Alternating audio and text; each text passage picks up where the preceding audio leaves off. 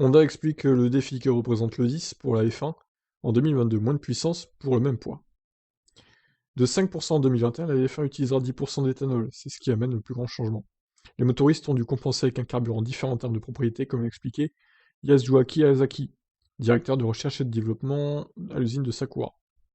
Il y a toujours des détails, des problèmes à régler, mais le concept, la partie de base, devrait être fait l'année dernière pour être prêt pour la saison. Explique Azaki, la chose la plus importante est le passage du carburant E10. Je pense que c'est tout ce qu'il y a à faire, le cadre du moteur a déjà été validé. Donc nous avons fait des changements pour obtenir les meilleures performances avec le carburant E10. Lorsque vous utilisez du carburant E10, vous avez moins de puissance et de calories pour le même poids. Alors effectivement, hein, ça vaut aussi pour les voitures de tous les jours, quand vous mettez du SP95E10 dans votre voiture, il y a un peu moins de puissance que du SP95 ou même normal ou du SP95 ou du SP98, pardon. Donc d'ailleurs, il n'y a plus du tout de SP95 normal. Je crois qu'il n'y a plus que de l'E10 maintenant, hein, il me semble. Alors moi je suis à l'électrique depuis 2016, je ne sais plus comment ça se passe tout ça, mais il me semble que c'est ça l'idée. Dites-moi si je me trompe en commentaire.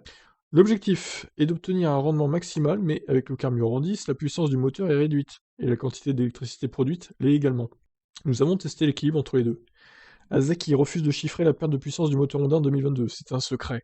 Les autres semblent dire que ce sera à peu près la même chose que l'année dernière, mais je pense que le fait qu'ils fassent une telle annonce signifie qu'ils ont du mal à reproduire le même niveau de puissance que l'année dernière. Alors oui, les autres disent qu'il y a à peu près 20 chevaux de perdu, donc mais Shell a déjà annoncé avec Ferrari qu'ils ont trouvé la parade pour compenser ce manque à gagner de puissance, et pareil, Petronas aurait travaillé avec Mercedes hein, pour corriger ce défaut de puissance aussi. Donc maintenant, est-ce que Honda va réussir à corriger également ce défaut de puissance? On verra. Donc ouais, à peu près 20 chevaux, hein, je pense, pas plus hein, non plus. Hein. Mais bon, en Formule 1, 20 chevaux, c'est quand même beaucoup. Donc voilà pour ce petit article concernant le 10. Ciao, ciao.